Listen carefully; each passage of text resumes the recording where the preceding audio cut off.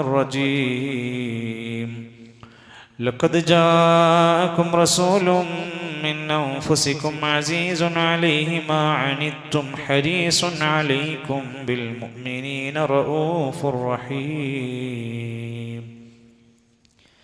ബഹുമാന്യരായ സഹോദരങ്ങളെ, സത്യവിശ്വാസികളെ, വിശ്വാസിനികളെ, സർവ്വലോകരക്ഷിതാവായ കാരുണ്യവാനായ അള്ളാഹുവിൻ്റെ സമ്പൂർണ്ണ മതമായ ദീനുൽ ഇസ്ലാമിനെ മനസ്സിലാക്കി പഠിച്ച് പ്രവർത്തിച്ച് അവൻ്റെ സ്വർഗലോകത്തിന് വേണ്ടി അധ്വാനിക്കാൻ ഓരോരുത്തരും ആത്മാർത്ഥമായി പരിശ്രമിക്കണമെന്ന് ആമുഖമായി എന്നെയും തുടർന്ന് നിങ്ങളെയും ഓർമ്മപ്പെടുത്തുകയാണ്, വസിയത്ത് ചെയ്യുകയാണ്.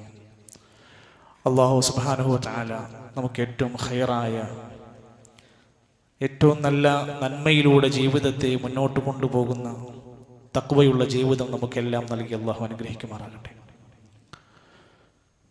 ഓരോ വെള്ളിയാഴ്ച ദിവസങ്ങളിലും പള്ളിയിൽ പോകേണ്ടവരാണ് വിശ്വാസികൾ എന്ന നിലക്ക് അവിടെ എത്തുമ്പോഴുണ്ടാകേണ്ടുന്ന അദബുകൾ നമ്മളെല്ലാം പഠിച്ചിരിക്കണം. മുൻപിലെ സഫുകൾ പൂർത്തിയാക്കണം. മുൻപിലേക്ക് കയറിയിരുന്ന് അതിലാദ്യത്തെ സഫുകൾ കിട്ടാൻ വേണ്ടി മത്സരിക്കണം. മൊബൈൽ ഫോണുകൾ ഈ ഒരു ഖുത്ബയുടെ നടക്കുന്നതിനിടയിൽ പോലും ഫോട്ടോ എടുത്തുകൊണ്ടിരിക്കുന്നവർ, മെസ്സേജ് അയച്ചുകൊണ്ടിരിക്കുന്നവർ പോലും ഉണ്ടെന്ന് പറയുന്നത് ഇനിയും ഒരു ജുമാക്ക് പങ്കെടുക്കുന്നതിൻ്റെ അദബ് പഠിക്കാത്തതിൻ്റെ പ്രശ്നമായിരിക്കും. അതുകൊണ്ട് ഇനിയെങ്കിലും നമ്മളൊരു തിരിച്ചറിവുള്ള, ബോധമുള്ള, തെളിഞ്ഞ മനസ്സുമായി ഓരോ ജുമാകളെയും ഉപയോഗപ്പെടുത്താൻ ശ്രമിക്കണമെന്ന് ആമുഖമായി ഓർമ്മപ്പെടുത്തുക. റസൂൽ കരീം സല്ലല്ലാഹു അലൈഹി വസല്ലം അവിടുന്ന് ഉഹദ് യുദ്ധത്തിൻ്റെ ഒരു വല്ലാത്ത വേദനയോടെ ജീവിക്കുന്ന ഒരു ഘട്ടമുണ്ടായിരുന്നു. ഇസ്ലാമിക ലോകത്ത് അറിയപ്പെടുന്ന ചരിത്ര സംഭവങ്ങൾക്കിടയിൽ ഏറെ പരിചയമുള്ള ഒരു മേഖലയായിരിക്കും ഏതൊരു ചരിത്ര ഗ്രന്ഥവും വായിച്ചാൽ പൊട്ടിക്കരഞ്ഞു പോകുന്ന ഉഹദ് യുദ്ധത്തിന്റെ ചരിത്രം. 70-ലധികം വരുന്ന മുസ്ലിമീങ്ങൾ, പ്രിയപ്പെട്ട നബി സല്ലല്ലാഹു അലൈഹി വസല്ലമയുടെ ജീവനായി മാറിയിരുന്ന സ്വഹാബിമാരെ നഷ്ടപ്പെട്ട യുദ്ധമാണ് ഉഹദ്. അങ്ങനെ അവിടെ യുദ്ധം അവസാനിച്ചു. ഉഹദിൽ ഷഹീദായ ആളുകളെ മറവ് ചെയ്യണം. അപ്പോൾ അതിനുവേണ്ടി ഖബറുകൾ കുഴിച്ചുകൊണ്ടിരിക്കുകയാണ്, അഥവാ ഒരുമിച്ചുള്ള ഖബറാണ് ശരിയാക്കിക്കൊണ്ടിരിക്കുന്നത്. ചിലപ്പോൾ ചില ആളുകളെ ഖബറടക്കുന്നതിന് മുമ്പ് അവരെ കുളിപ്പിക്കാൻ ഇല്ല, മയ്യിത്ത് നമസ്കാരം ഇനിയില്ല, ഉള്ള വസ്ത്രത്തിൽ പൊതിഞ്ഞ് മറവ് ചെയ്യലാണ് ശുഹദാക്കന്മാരെ. പക്ഷേ ചില ആളുകളെ പൂർണ്ണമായി മറക്കാനുള്ള വസ്ത്രം ലഭിക്കാതെ വന്നു. ഒരു കഫൻ പുടവയിൽ പൊതിയാനുള്ള വസ്ത്രം സ്വഹാബിമാരിൽ പലർക്കും ഇല്ലാതെ വന്നു. ചിലരെ മറക്കാൻ പറ്റുന്നിടത്തോളം വസ്ത്രം മറച്ചിട്ട് ബാക്കി ഭാഗം ഇദ്ദഖർ എന്ന് പറയുന്ന ഒരുതരം പുല്ലെടുത്തിട്ട് ശരീരത്തിൽ വെച്ച് കെട്ടിവെച്ചിട്ട് മറവ് ചെയ്യേണ്ടി വന്നു. ഒരു ഹദീസിൽ വായിക്കുമ്പോൾ കാണുകയുണ്ടായി, കാന യജ്മഉ ബൈനർ റജുലൈനി മിൻ ഖത്ലാ ഉഹദിൻ ഫീ തൗബിൻ വാഹിദിൻ. ചില ആളുകളെ രണ്ട് ശരീരങ്ങളെ ഒന്നിച്ച് വെച്ചിട്ട് ഒരൊറ്റ വസ്ത്രത്തിൽ പൊതിയേണ്ടി വന്നു. രണ്ടു ശുഹദാക്കന്മാരെ ഒരുമിച്ച് പൊതിയേണ്ടി വന്നു.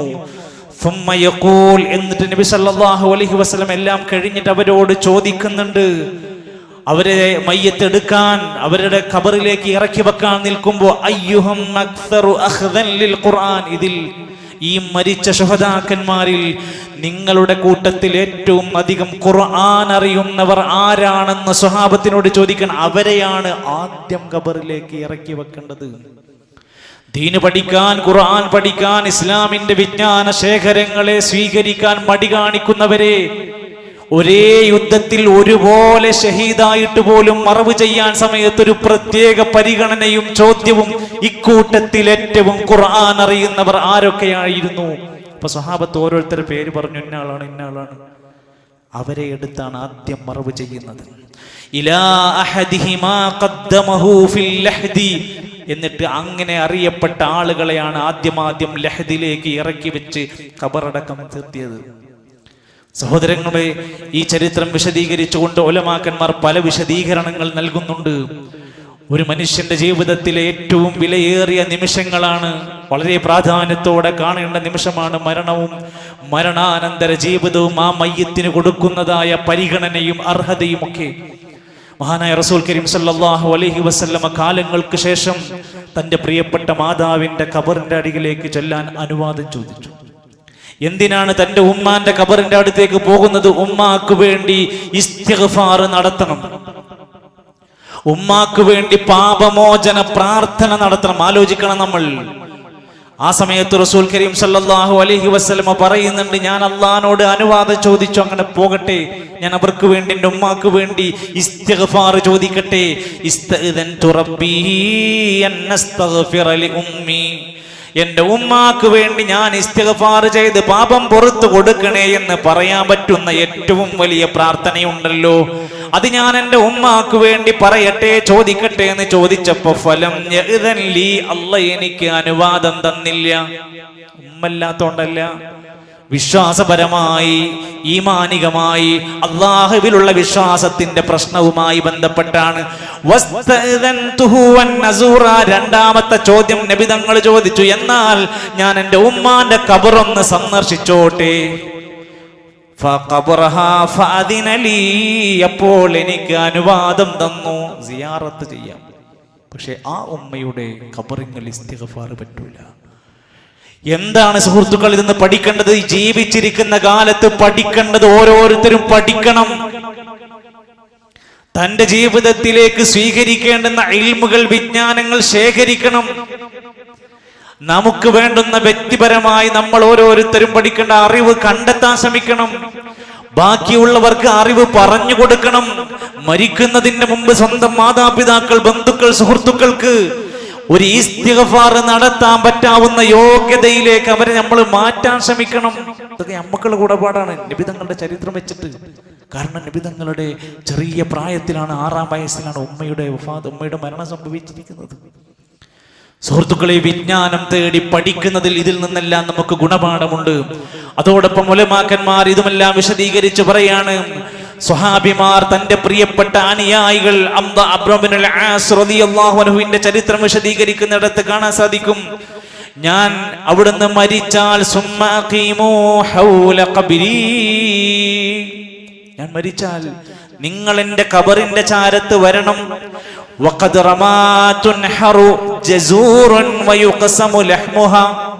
എന്നിട്ട് ഒരു ഒട്ടകത്തിനെ അറുത്ത് അതിന്റെ മാംസം വിതരണം ചെയ്യുന്നത് വരെ നിങ്ങൾ എനിക്ക് വേണ്ടി പ്രാർത്ഥിക്കണം, തസ്ബീഹ് ചൊല്ലണം. ഹദീസല്ല, അത് നബി സല്ലല്ലാഹു അലൈഹി വസല്ലമയുടെ ശിഷ്യനായ മഹാനായ അംർ ഇബ്നു ആസ് റളിയല്ലാഹു അൻഹു പറഞ്ഞൊരു വാക്കാണത്.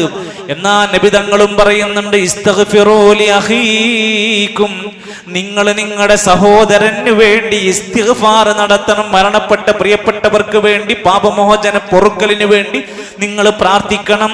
വസ്അലൂ ലഹു തസ്ബീത്, ഖബറിൽ കിടക്കുന്ന ആ വ്യക്തിക്ക് വേണ്ടിയിട്ട് നിങ്ങൾ തസ്ബീത്ത് ചോദിക്കണം. അവരെ മറവ് ചെയ്ത് കഴിഞ്ഞാൽ ഖബറാളിയെ അല്ലെങ്കിൽ ഖബറിൽ കൊണ്ടുപോയി വെക്കുന്ന മയ്യത്തിന്റെ ഖബറിന്റെ പ്രവർത്തനങ്ങൾ കഴിഞ്ഞാൽ അദ്ദേഹത്തിന് തസ്ബീത്ത്, സ്ഥൈര്യം കിട്ടാൻ, ഖബറിന്റെ ചോദ്യങ്ങളിൽ നിന്ന് എളുപ്പം കിട്ടാൻ വേണ്ടി നിങ്ങൾ ചോദിക്കണം. ഫഇന്നഹുൽ ആന യുസ്അൽ, ഇപ്പോൾ ഖബറിൽ അദ്ദേഹത്തെ ചോദ്യം ചെയ്തുകൊണ്ടിരിക്കുകയാണ്. ഇതൊരു വിശ്വാസി ചെയ്യേണ്ടുന്ന പ്രധാനപ്പെട്ട കാര്യമായി ഇമാം ബൈഹഖി അവിടുത്തെ ഇസ്ബാത്ത് അദാബുൽ ഖബർ എന്ന കിതാബിൽ രേഖപ്പെടുത്തുകയാണ്. സുഹൃത്തുക്കളെ, ഇന്ന് നമ്മുടെ നാട്ടിൽ കണ്ടുകൊണ്ടിരിക്കുന്ന പലതും നിങ്ങൾ ശ്രദ്ധിച്ചു നോക്ക്. ഇത് പറഞ്ഞും പഠിപ്പിച്ചു കൊടുക്കേണ്ടതാണ്. ഖബറിനകത്ത് അദാബുണ്ട്, അതൊന്ന് സ്ഥൈര്യം ലഭിക്കണമെങ്കിൽ ഇന്ന കാര്യങ്ങളൊക്കെ ജീവിതത്തിൽ ചെയ്യണമെന്ന് പഠിപ്പിക്കേണ്ടത് ജീവിതകാലത്താണ്. എന്നാൽ പല നാടുകളിലും പല ഖബറുകളെയും നമ്മൾ കാണുമ്പോൾ, ജനാസന്റെ കൂടെയൊക്കെ പോകുമ്പോൾ അവിടെ തസ്ബീഹ് ചൊല്ലിക്കൊടുക്കുമ്പോൾ കാണാത്ത ചിലരുണ്ട്. തസ്ബീഹ് ചൊല്ലി പ്രാർത്ഥിക്കുമ്പോൾ കാണാത്ത ചിലരുണ്ട്. ആ നാട്ടിലെ അറിയപ്പെടുന്ന ഖതീബുമാരും ഖാദിമാരെന്ന് വിശേഷിപ്പിക്കപ്പെടുന്നവർ, അവർ എല്ലാം കഴിഞ്ഞിട്ട് വരും ഖബറിന്റെ അടുത്തേക്ക്. അവർ വരുന്നത് തസ്ബീഹ് ചൊല്ലിക്കൊടുക്കാനല്ല, മയ്യിത്തിന് തൽഖീൻ ചൊല്ലിക്കൊടുക്കാനാണ്. എന്താ തൽഖീൻ ചൊല്ലിക്കൊടുക്കുന്നത്? ഖബറിന്റെ എല്ലാ പണിയും കഴിഞ്ഞ് മൂടിക്കഴിഞ്ഞ് വെള്ളമൊക്കെ ഒഴിച്ച് മണ്ണൊക്കെ വൃത്തിയാക്കിയതിനു ശേഷം ആ മയ്യത്തിന്റെ തലക്ക് ഭാഗത്ത് വന്നിരുന്നിട്ട് ഖതീബിന്റെ ഉപദേശമുണ്ട് അറബിയിൽ, ഇതാ നിന്റെ അടുത്ത് ഇപ്പോൾ 2 മലക്കുകൾ വരും. ആ മലക്കുകൾ നിന്നോട് എണീപ്പിച്ചു നിർത്തും, നിന്നോട് ചോദ്യങ്ങൾ ചോദിക്കും. അറബിയിലാ പറഞ്ഞു കൊടുക്കുന്നത്. എന്നിട്ട് നിനക്ക് ഇങ്ങനെയൊക്കെയാണ് നീ ഉത്തരം പറയേണ്ടത് എന്ന് പഠിപ്പിച്ചു കൊടുക്കുക. തസ്ബീത്ത് എന്ന സുന്നത്തിന് മൂപ്പര് വരുന്നില്ല, വന്ന് ചൊല്ലിക്കൊടുക്കുന്നതാണെങ്കിൽ തൽഖീനാണ്, അതാണെങ്കിൽ ഇസ്ലാമിൽ ഇല്ല. ആ പറഞ്ഞു കൊടുക്കുന്നത് തന്നെയും അറബിയിലുമാണ്. ഒന്ന് ആലോചിച്ച് നോക്കണം സുഹൃത്തുക്കളെ. ഇവിടെയാണ് ഇസ്ലാം പഠിപ്പിക്കുന്ന മഹത്തരമായ ഒരു വല്ലാത്ത ആ ഹിക്മത്തിന്റെ പ്രമാണത്തെ ഉൾക്കൊള്ളാനുള്ള മനസ്സുണ്ടാവണം. അതുപോലെ തന്നെ സമൂഹത്തിൽ ഇതുമായി ബന്ധപ്പെട്ട പല നിലക്കുമുള്ള ചർച്ചകളിലൊക്കെ കാണാം. പലയിടങ്ങളിലും ഇന്ന് വ്യാപിച്ചു കൊണ്ടിരിക്കുകയാണ് ആത്മഹത്യ ചെയ്ത മുസ്ലിം ജനാസകൾ. ചെറിയ കാരണം മുതൽ കുട്ടികൾ മുതൽ പ്രായമായവർ വരെ കുടുംബസമേതം ഒന്നടങ്കം ആത്മഹത്യ ചെയ്തുകൊണ്ടിരിക്കുന്ന ദുഃഖകരമായ വേദനിക്കുന്ന ഒരുപാട് ജനാസകൾക്ക് സാക്ഷികളാകേണ്ടി വരും. അവിടെ ചെന്നാൽ പല ആളുകളും ഇങ്ങനെ വസവാസിലായി ഇങ്ങനെ തിരിഞ്ഞു കളിക്കുന്നുണ്ട്. എന്താണ് പ്രശ്നം? നിസ്കരിക്കാൻ പറ്റൂലേ? എന്താണ് സുഹൃത്തുക്കളെ സംശയിക്കാനുള്ളത്?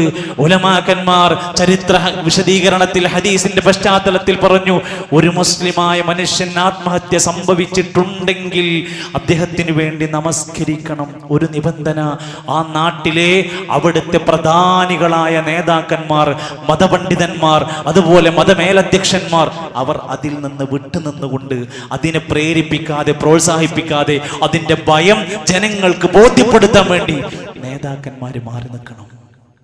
എന്നാൽ ബാക്കിയുള്ളവരോ, അവരൊക്കെ ഒരു സാധാരണ മുസ്ലിമിന് വേണ്ടി നമസ്കരിക്കുന്നത് പോലെ ആ മയ്യത്തിന് വേണ്ടിയും നമസ്കരിക്കുക എന്ന കാര്യത്തിൽ തർക്കമില്ല. മഹാനായ ഇപ്പോഴും ജീവിച്ചിരിക്കുന്ന പണ്ഡിതന്മാർ, ഇബ്നു ബാസ് റഹ്മത്തുള്ളാഹിയുടെ ശേഷം വന്ന ഇബ്നു ജീരീനെ പോലെയുള്ള പണ്ഡിതന്മാർ കിതാബുകളിൽ അക്കാര്യങ്ങളൊക്കെ എഴുതി വെച്ചത് നമുക്ക് കാണാൻ സാധിക്കുന്നതാണ്. അതോടൊപ്പം തന്നെ അള്ളാഹുവിന്റെ വിശുദ്ധമായ ഈ ഇസ്ലാമാകുന്ന ഈ മതമെല്ലാം പഠിപ്പിച്ചു തരുമ്പോൾ പലപ്പോഴും മയ്യത്ത് നമസ്കാരവുമായി ബന്ധപ്പെട്ടൊക്കെ നമ്മുടെ നാട്ടിൽ പലപ്പോഴും അനുഭവിക്കുന്നതാണ്. ആ വീട്ടിലെ ബന്ധുക്കളുണ്ട്, ഭാര്യയുണ്ട്, പെങ്ങന്മാരുണ്ട്, അവിടുത്തെ പ്രിയപ്പെട്ട അദ്ദേഹത്തിന്റെ മക്കളുണ്ട്, പെൺകുട്ടികള്. പക്ഷെ നിസ്കരിക്കാൻ പറ്റൂല. അവർക്ക് കരയാൻ മാത്രമേ യോഗമുള്ളൂ. അവർക്ക് കരഞ്ഞും വിഷമിച്ചിരിക്കാൻ മാത്രമേ നമ്മുടെ മുസ്ലിം ഉമ്മത്തിൽ പലരും സമ്മതിക്കുള്ളൂ. നിസ്കരിക്കാൻ അവർക്ക് പറ്റൂല. അവർക്ക് മജ്ലിസുൻ നൂറിന് പോകാം, മഹദറത്തുൽ ബദരിയെ പോകാം, ഉറൂസിന് പോകാം, ആണ്ടിന് പോകാം, ഒന്നൊരു പ്രശ്നമില്ല. സ്വന്തം പിതാവിന്റെ ജനാസക്കരികിൽ വന്ന് മയ്യിത്ത് നമസ്കരിക്കാൻ അവർക്ക് വിലക്കേർപ്പെടുത്തുന്നവരുണ്ട്. ഉലമാക്കന്മാരോട് ഈ ചോദ്യവുമായി വിശദീകരണമൊക്കെ ചോദിച്ച സമയത്ത് പറയുന്നത് പുരുഷന്മാർക്ക് മാത്രമുള്ളതാണോ? ഉലമാക്കന്മാർ പറയും, ആ സമൂഹത്തിലെ മുഴുവൻ ആളുകൾക്കും ബാധ്യതയാണ് മയ്യിത്ത് നമസ്കരിക്കൽ. ഒരു നാട്ടിലെ ആണും പെണ്ണുമായി ഒരാളും ഒരു മയ്യിത്തിന് വേണ്ടി നമസ്കരിച്ചില്ലെങ്കിൽ എല്ലാവരും കുറ്റക്കാരാണ്, ആണുങ്ങൾ മാത്രമല്ല.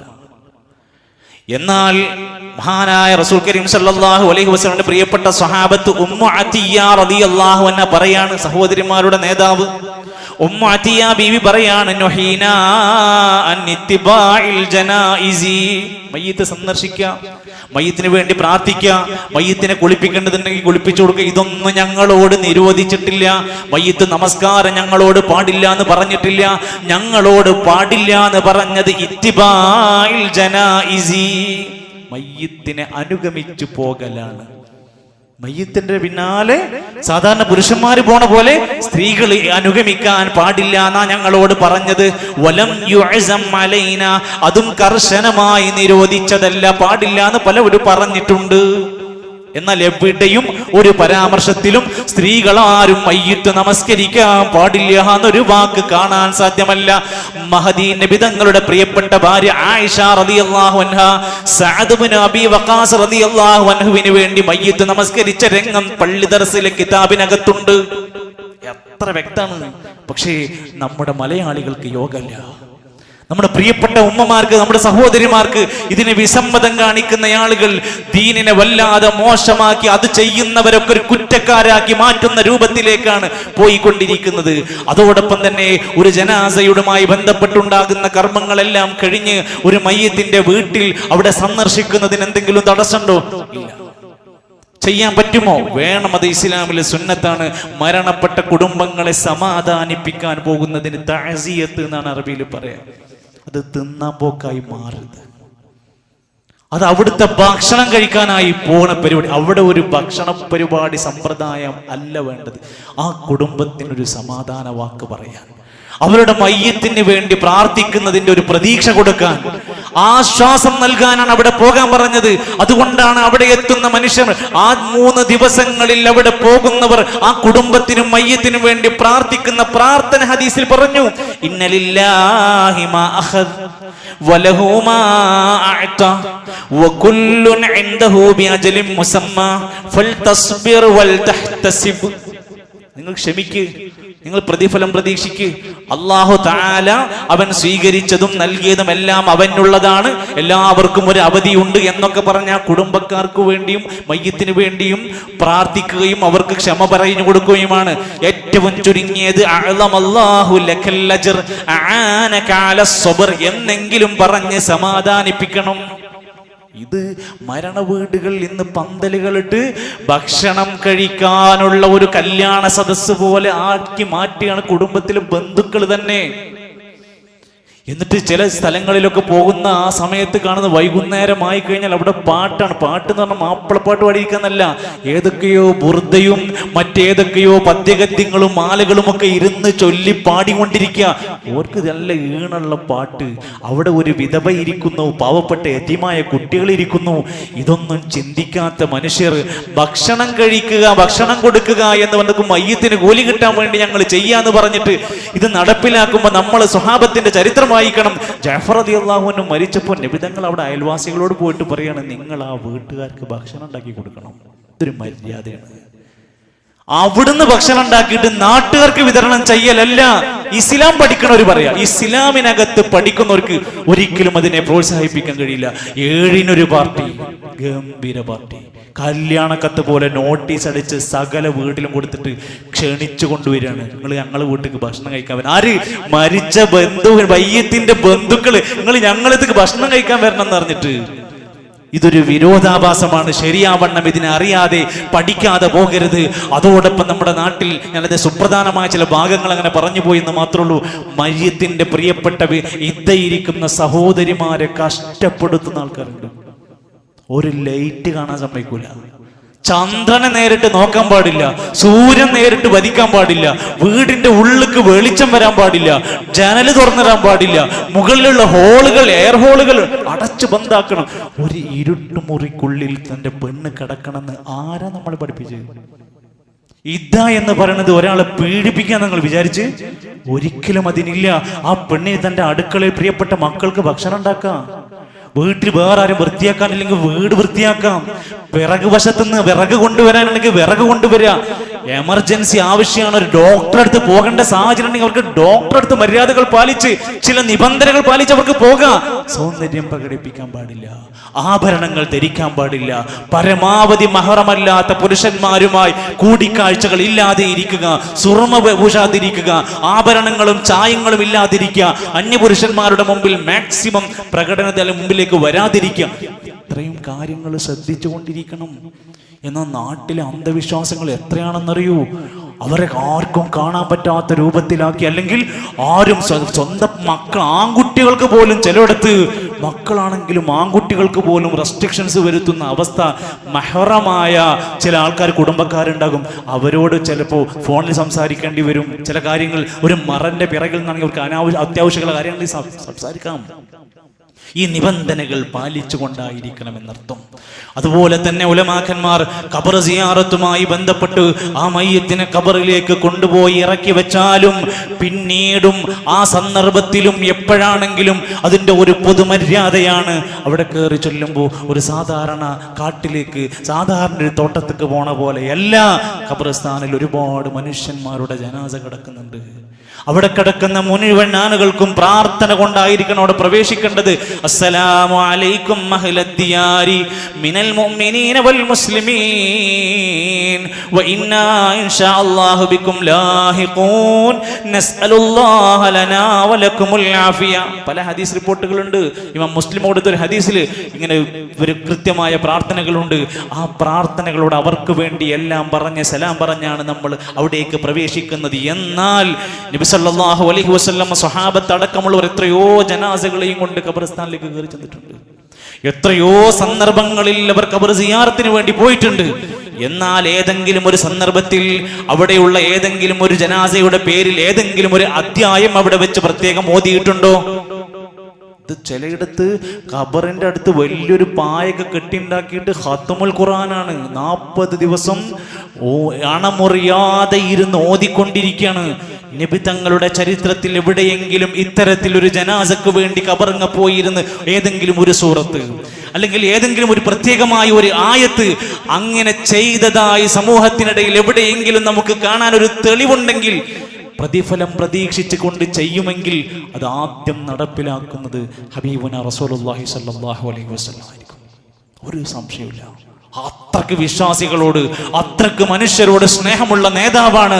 ലഖദ് ജാഅകും റസൂലും മിൻ അൻഫുസികും, നിങ്ങളിൽ നിന്നൊരു റസൂൽ ഇതാ വന്നിരിക്കുന്നു. അസീസുൻ അലൈഹി മാ അനിത്തും ഹരീസുൻ അലൈക്കും ബിൽ മുഅ്മിനീന റഊഫുർ റഹീം. വിശ്വാസികളോട് വല്ലാത്ത ദയവുള്ളവനാണ്, അങ്ങേയറ്റത്തെ കാരുണ്യമുള്ള നബിയാണ്, എല്ലാവർക്കും പ്രയാസങ്ങൾ ഉണ്ടാകാതിരിക്കാൻ ആഗ്രഹിച്ച നബിയാണ്. ആ പ്രവാചകൻ നടപ്പിലാക്കാത്ത അതിനേക്കാൾ വലിയ പുണ്യാണോ നമുക്ക് വേണ്ടത്? അതേ സമയത്ത് നബി തങ്ങൾ പറഞ്ഞു, മൻ അഹ്ദസ ഫീ അംരിനാ ഹാദാ മാ ലൈസ മിൻഹു ഫഹുവ റദ്ദുൻ. നബി പഠിപ്പിക്കാത്ത ഒരു കാര്യം മതത്തിന്റെ പേരിൽ ചെയ്തു കൂട്ടിയാൽ തള്ളണം, അത് സ്വീകരിക്കാൻ കഴിയില്ല. എന്നാൽ മയ്യത്തിന് വേണ്ടി നന്നായിട്ട് പ്രാർത്ഥിക്കണം, മയ്യത്തിന് വേണ്ടി ഇസ്തിഗ്ഫാർ ചോദിക്കണം. ഏത് സമയത്ത് ഖബർസ്ഥാനിൽ ചെന്നാലും അവർക്ക് വേണ്ടിയുള്ള ഗുണത്തിന് വേണ്ടി ദുആ ചെയ്ത ഒട്ടനേകം ഹദീസുകൾ നമ്മുടെ മുമ്പിൽ നമുക്ക് കാണാൻ സാധിക്കും. മഹാനായ ഇമാം നവവി റഹ്മത്തുള്ളാഹി അലൈഹി അവിടുന്ന് ഇത്തരത്തിൽ വിശദീകരിച്ചപ്പോൾ പറഞ്ഞ അവിടുത്തെ കിതാബുകളിൽ നമുക്ക് കാണാം. പള്ളി ദർസുകളിൽ വരെ ഓതി പഠിപ്പിക്കുന്ന ശറഹ് മുസ്ലിം എന്ന കിതാബിൽ ഇമാം നവവി പറയാണ്, ഫൽ മഷ്ഹൂർ മിൻ ഹാദ ശാഫിഈ, ശാഫിഈ മദ്ഹബിലെ ഏറ്റവും പ്രഗൽഭമായ അഭിപ്രായമാണ് അന്നഹു ലാ യസിലു സവാബുഹാ ഇലൽ മയ്യിത്തി. നിങ്ങൾ മയ്യത്തിന്റെ അടുത്ത് വെച്ചോ, ഖബറിന്റെ അടുത്ത് വെച്ചോ, ആ മനുഷ്യന് കൂലി കിട്ടണം, ഖബർക്ക് ഇതിന്റെ കൂലി കിട്ടണം എന്ന് വിചാരിച്ചു ഓതിക്കൊണ്ടിരിക്കുന്ന സൂറത്തുകൾ, ആയത്തുകൾ, അതിന്റെ പ്രതിഫലം അവിടേക്ക് എത്തൂല. ഇത് പ്രാർത്ഥന പോലെയല്ല, ഇതിന് വേറെ നിയമമാണ് ബാധകം. എന്നിട്ട് അദ്ദേഹം പറയാണ്, ആ വദലീലു ശാഫി, അത് എന്റെ അഭിപ്രായമല്ല, ഇമാം ശാഫിഈ റഹ്മത്തുള്ളാഹി പറഞ്ഞിട്ടുണ്ട്. ഖൗലുല്ലാഹി തആല, അല്ലാഹുവിന്റെ ഖുർആനിൽ ഒരു ആയത്ത് വെച്ചുകൊണ്ട്, വഅലൈസ ലിൽ ഇൻസാനി ഇല്ലാ മാ സഅ. ഇത് കേരളത്തിൽ ഏതെങ്കിലും ഒരു ഓഫീസിന്റെ ഉള്ളിൽ നിന്നുണ്ടാക്കിയ പുസ്തകത്തിലല്ല. ഇമാം ഷാഫിഈ തങ്ങളുടെ ശിഷ്യനായ ഇമാം നവവി റഹ്മത്തുള്ളാഹി അലൈഹി പറയാണ്, അതിന്റെ പ്രതിഫലം അവിടേക്ക് ഖബറിലേക്ക് എത്തില്ല. ഇമാം നവവി അൽ-അദ്കാറിന്റെ 140ാമത്തെ പേജിൽ ഒന്നുകൂടി തെളിച്ചു പറഞ്ഞു, ഫൽ മഷ്ഹൂറു മിൻ ഹാദ ശാഫിഈ വ ജമാഅത്തുൻ, ഒരു സംഘം പണ്ഡിതന്മാർ പറഞ്ഞിട്ടുണ്ട്, അന്നഹു ലാ യസിലു സവാബുഹാ, അത്തരത്തിൽ ഒരാൾ മരിച്ചതിന് ശേഷം ഇരുന്ന് കുറേ സൂറത്ത് ഓതി കൊടുത്താൽ അതിൻ്റെയൊക്കെ കൂലി മയ്യത്തിന് കിട്ടുമെന്ന് പറയാൻ ഒരു തെളിവും നമ്മുടെ കൈകളിലില്ല. എന്നാൽ ഇമാം നബവി അവിടുത്തെ അൽ-അദ്കാറിന്റെ 122ാമത്തെ പേജിൽ ഒരു ഹദീസ് പറഞ്ഞിട്ടുണ്ട്, ഇഖ്റഊ യാസീൻ അലാ മൗതാകും, നിങ്ങളിൽ മരണമാസന്നമായവർക്ക് യാസീൻ ഓതി കൊടുക്കണമെന്നൊരു ഹദീസ് പലയിടങ്ങളിലും കണ്ടിട്ടുണ്ട്. ഫഇസ്നാദുഹു ളഈഫുൻ, ആ ഹദീസ് സ്വീകാര്യമായ ഹദീസുകളിൽ പെട്ടതല്ല, ദുർബലമായ ഹദീസാണ്. അതിൽ ഒരുപാട് കേടുകളുണ്ട്, അത് സ്വീകരിക്കാൻ കൊള്ളുന്നതല്ല. അതേപോലെ തന്നെ പള്ളി ദർസിൽ പഠിപ്പിക്കുന്ന മഹല്ലി പരിഭാഷയിൽ ആ ഹദീസ് വിശദീകരിച്ചു പറയാ, ആ ഹദീസിന്റെ അടിസ്ഥാനത്തിൽ മരിച്ചവരുടെ മുമ്പിൽ വെച്ച് ഓതാനുള്ളതുമല്ല, മരണം ആസന്നമായവർക്കാണ് പിന്നെയും അതിൽ തെളിവുള്ളത്. അവർ നല്ലത് കേട്ട് നല്ല രൂപത്തിൽ ഖുർആൻ കേട്ട് മരിക്കുമല്ലോ എന്ന ഒരു അടിസ്ഥാനമാണ് മഹല്ലി പരിഭാഷയിൽ പോലും കൊടുക്കുന്നത്. നമ്മൾ എന്താണ് ഇപ്പം ആലോചിച്ച് നോക്കിയേ, ആ ജനാസന്റെ മുമ്പിൽ ചെന്ന് അവിടെ ഇരുന്ന് ഒരുപാട് മണിക്കൂർ മയ്യത്തിന് എത്രയും പെട്ടെന്ന് മറവ് ചെയ്യുന്നതിന് പകരമായി നീണ്ടു നിൽക്കുന്ന പാരായണങ്ങൾ നടന്നുകൊണ്ടിരിക്കുക. വരുന്നവരൊക്കെ അവരുടെ ഓരോരുത്തരുടെയും കഴിവ് തെളിയിക്കുന്ന രൂപത്തിൽ മൈക്ക കെട്ടി വലിയ ഖുർആൻ പാരായണ മജ്ലിസുകൾ നടക്കുകയാണ്. യാസീനാണ് കാര്യമായിട്ട് പാരായണം ചെയ്യുന്നത്. എന്തിനാണ്? അവസാനം ഇത് മയ്യത്തിന് കൂലി കിട്ടാനാണ്. അത് കഴിഞ്ഞ് പള്ളിക്കാട്ടിലേക്ക് ഖബർസ്ഥാനിലേക്ക് കൊണ്ടുപോയി അവിടെ എത്തി അവിടെ ഖബറിലേക്ക് ഇറക്കി വെക്കുന്നതിന് മുമ്പ് എല്ലാവരും നിസ്കരിക്കാൻ വേണ്ടി നിൽക്കുമ്പോൾ കുറേ ഖുൽ ഹുവല്ലാഹു അത് ഓതിക്കൊണ്ടിരിക്കണം. എന്തിനാണ് ആൾക്കാർ സൂറത്തുൽ ഇഖ്ലാസ് ഓതുന്നതിന് പ്രശ്നമുണ്ടോ? ഒരാൾ സൂറത്തുൽ ഇഖ്ലാസ് എത്ര ഓതിയാലും അയാൾക്ക് പുണ്യം തന്നെയാണ്. പക്ഷെ എന്തിനാണ് അവിടെ ഓതുന്നത്? ഇതൊക്കെ അത്രയും നേരം നമ്മൾ ഓതിയതൊക്കെ മയ്യത്തിന് കൂലി കിട്ടാനാണ്. അത് കഴിഞ്ഞ് ഖബറിലേക്ക് ഇറക്കി വെക്കാൻ സമയത്ത് സൂറത്തുൽ മുൽക്ക് ഓതിക്കൊണ്ടിരിക്കുക. സൂറത്തുൽ മുൽക്ക് ജീവിതകാലത്ത് നമ്മൾ ഓതി പഠിക്കേണ്ട സൂറത്താണ്. നമ്മൾ മരിച്ചിട്ട് നാട്ടുകാർ ഓതിയിട്ട് കിട്ടൂല. നമ്മൾ ജീവിതകാലത്ത് നിത്യം ഓതേണ്ട സൂറത്താണ് സൂറത്തുൽ മുൽക്ക്. അപ്പൊ ഇത്തരത്തിൽ നമ്മൾ ഖുർആനിനെയോ സൂറത്തുകളെയോ എതിർക്കുകയല്ല, അതിന് പ്രവാചകന്റെ അധ്യാപനങ്ങളോട് യോജിക്കേണ്ടതുണ്ട് എന്ന് മാത്രമാണ് ആ വിഷയത്തിൽ സൂചിപ്പിക്കാനുള്ളത്. അതോടൊപ്പം തന്നെ പലപ്പോഴും പല വീടുകളിൽ മരണവുമായി ബന്ധപ്പെട്ട സംഭവങ്ങളിൽ പാടില്ലാത്ത പല സംഭവങ്ങൾ വീടുകളിൽ നടക്കാൻ സാധ്യതയുള്ള വിശദീകരണങ്ങൾ ലൈസ മിന്നാ മൻ ലതമൽ ഹുദൂദ, ലൈസ മിന്നാ നമ്മുടെ കൂട്ടത്തിൽ പെട്ടവരല്ല, മല്ലതമൽ ഹുദൂദ് മാറത്തടിച്ച് കരയുന്നവർ. തൻ്റെ പ്രിയപ്പെട്ട ആളേക്കും മരിച്ചിട്ടുണ്ടാവുക, പക്ഷെ ആ കരച്ചിലിന് പോലും ഒരു അച്ചടക്കമുണ്ടാകണം. വസ്ത്രങ്ങൾ പിച്ചി ചീന്തുന്നവർ നമ്മുടെ കൂട്ടത്തിൽ പെട്ടവരല്ല. മാറത്തടിഞ്ഞ് കരയാ, വസ്ത്രം വലിച്ചു കീറുക, തല പിടിച്ചു വലിക്കുക.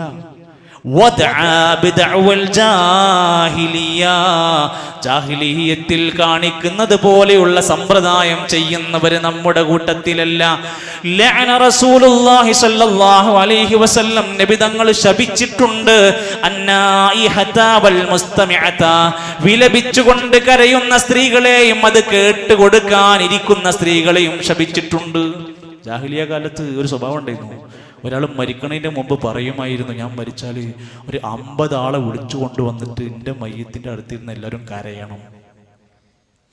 എൻ്റെ മയ്യത്തിൻ്റെ അടുത്ത് കരയാൻ വേണ്ടി കുറച്ച് ആൾക്കാരെ കൊടുന്ന് കരയിപ്പിക്കണം എന്ന് ജാഹിലിയ കാലത്തുണ്ടായിരുന്നു. നിബിധങ്ങൾ പറഞ്ഞു അത് പാടില്ല, അത് വിലക്കിയിട്ടുണ്ട്. അത്തരം കാര്യങ്ങൾ പരമാവധി ഉപേക്ഷിക്കണമെന്ന പ്രയോഗമുണ്ട്. എന്നാൽ ഒരു മനുഷ്യൻ ആ പ്രിയപ്പെട്ട മയ്യത്തിന്റെ പേരിൽ കണ്ണീർ പൊഴിച്ചു, അയാൾ സങ്കടമരുളി, അയാളുടെ ചില കരച്ചിലുകളൊക്കെ വന്നു. എന്നാൽ ഈ നിബന്ധനകളൊക്കെ പതിച്ചു, പ്രശ്നമില്ല. ഇന്നൽ ഐന തദ്മഅ, റസൂൽ കരീം സല്ലല്ലാഹു അലൈഹി വസല്ലമന്റെ പ്രിയപ്പെട്ട പുന്നാര മകനായിരുന്ന ഇബ്രാഹീമിന്റെ മരണം കഴിഞ്ഞപ്പോ നബിതങ്ങൾ പറയുന്നുണ്ട്, ആ കരച്ചിൽ ഞാൻ കരഞ്ഞിട്ടുണ്ട്, ശരിയാണ്. ഇന്നൽ ഐന തദ്മഅ, സ്വാഭാവികമായി ഉണ്ടാകുന്ന കണ്ണിന്റെ കണ്ണുനീരാണത്. വൽ ഖൽബ യഹ്സൻ, സ്വാഭാവികമായും മനസ്സിന് ഒരുപാട് വിഷമങ്ങൾ ഉണ്ടായതാണ്.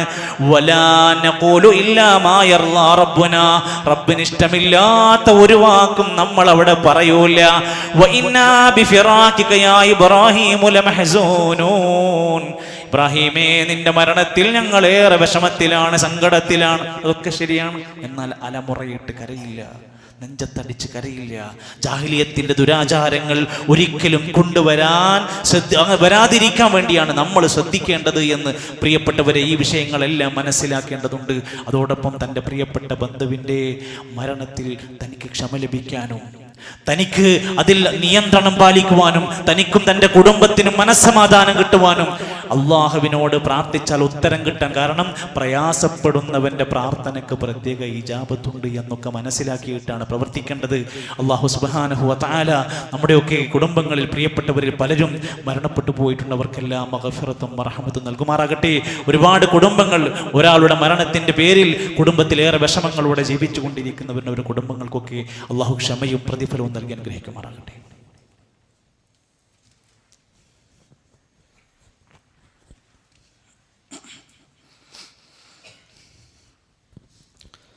الحمدلله رب العالمين والعاقبة للمتقين ولا عدوان إلا على الظالمين والصلاة والسلام على رسوله الأمين وعلى آله وصحبه أجمعين.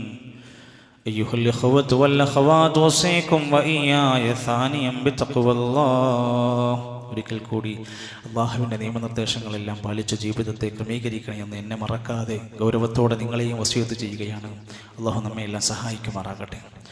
സഹോദരങ്ങളെ, വിശുദ്ധമായ ഹജ്ജിൻ്റെ കർമ്മങ്ങൾ പൂർത്തിയാക്കി പലരും നാട്ടിലെത്തി. അവരുടെ കുടുംബങ്ങളിൽ സന്തോഷപൂർവ്വം എത്താൻ കഴിഞ്ഞു. കഴിഞ്ഞ കാല ഹജ്ജുകളിൽ നിന്ന് വ്യത്യസ്തമായി വലിയ പ്രയാസകരമായ അവസ്ഥകളിൽ നിന്നെല്ലാം ആശ്വാസത്തോടെ അവരൊക്കെ തിരിച്ചെത്തിയിരുന്നു. അള്ളാഹു സ്വീകരിക്കുമാറാകട്ടെ. ഇനി വരാനിരിക്കുന്ന ഹജ്ജ് കർമ്മത്തിൻ്റെ ഒരുക്കങ്ങൾ തുടങ്ങിക്കഴിഞ്ഞു. നമ്മളെപ്പോഴും ചിന്തിക്കേണ്ടതും ആലോചിക്കേണ്ടതും ഒരുപാട് നേരത്തെയാണ്.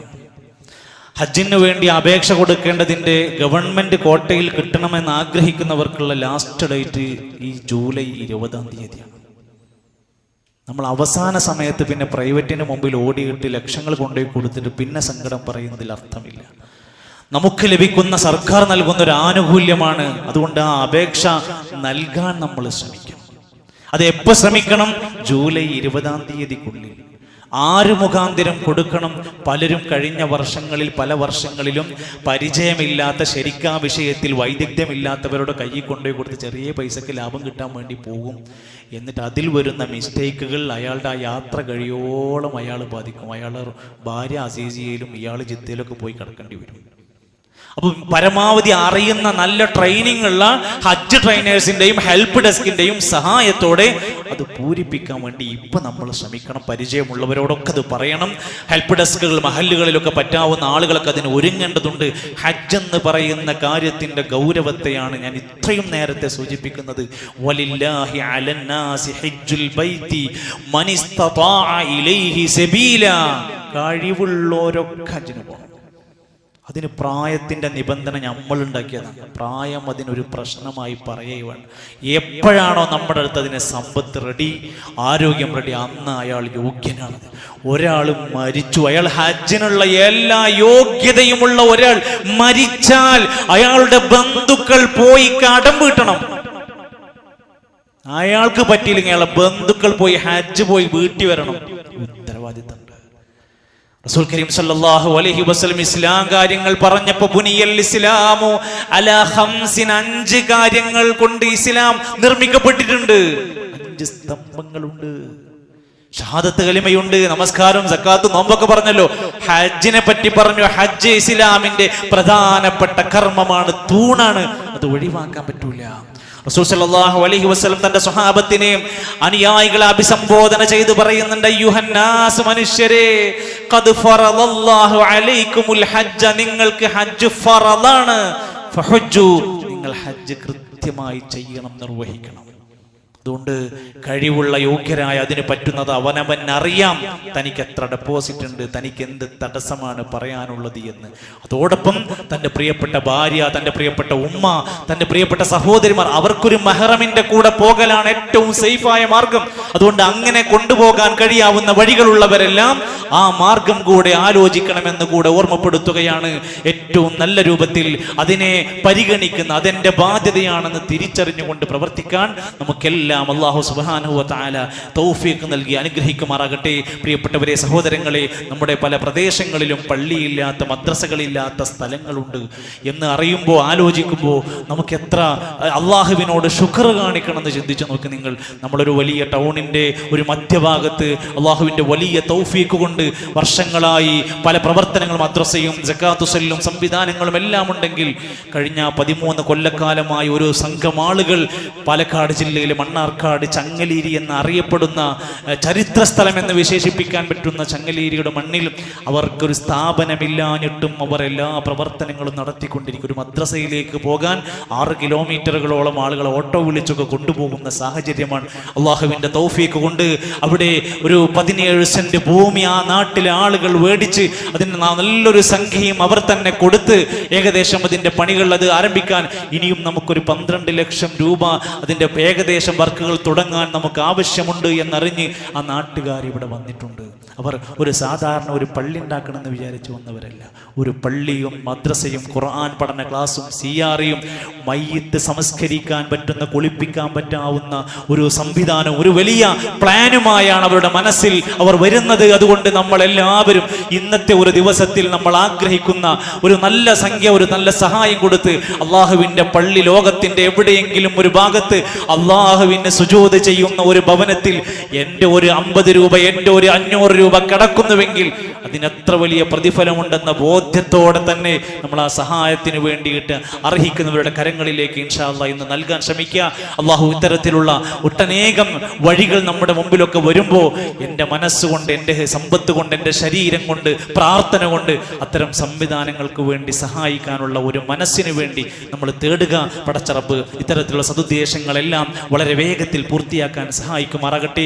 ഒട്ടനേകം ആളുകൾ രോഗശയ്യയിൽ കിടക്കുന്നവരുണ്ട്, ക്യാൻസർ ബാധിച്ച് ചികിത്സ തേടിക്കൊണ്ടിരിക്കുന്നവരുണ്ട്, വേദനയോടെ ജീവിതത്തിൻ്റെ ദിവസങ്ങൾ നീക്കിക്കൊണ്ടിരിക്കുന്നവർ ദ്വാ കൊണ്ട് വസിയത്ത് വിളിച്ചു പറഞ്ഞിട്ടുണ്ട്. അള്ളാഹു എല്ലാവർക്കും വേഗത്തിൽ വേദനയില്ലാത്ത പൂർണ്ണമായ ശിഫയുള്ള ജീവിതം നൽകി അവരെ എല്ലാം അനുഗ്രഹിക്കുമാറാകട്ടെ.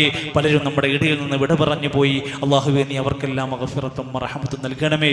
അള്ളാഹുവേ, ഞങ്ങൾ ശരീരം കൊണ്ട് മനസ്സുകൊണ്ട് സമ്പത്ത് കൊണ്ട് വേദനിക്കുന്ന ഒരുപാട് പേരുണ്ട് റബ്ബേ, അവർക്കെല്ലാം നീ ആശ്വാസം നൽകണമേ റഹ്മാനെ. അള്ളാഹു ഞങ്ങളുടെ മക്കളെ, ഇണകളെ, കുടുംബത്തെ കൺകുളിർമയുള്ളവരാക്കി നീ സ്വാലിഹീങ്ങളാക്കി അനുഗ്രഹിക്കണമേ. അള്ളാഹുവേ, ഞങ്ങളെ എല്ലാവിധ മുസീബത്തുകളിൽ നിന്ന്, പകർച്ചവ്യാധികളിൽ നിന്ന്, പ്രയാസങ്ങളിൽ നിന്നെല്ലാം ഞങ്ങൾക്ക് നീ മോചനം നൽകണമേ റഹ്മാനെ. അള്ളാഹുവേ, ഞങ്ങളുടെ പാപങ്ങളെല്ലാം പുറത്ത് സ്വർഗത്തിൻ്റെ അഹ്ലുകാരിൽ ഞങ്ങളെ ഉൾപ്പെടുത്തണമേ.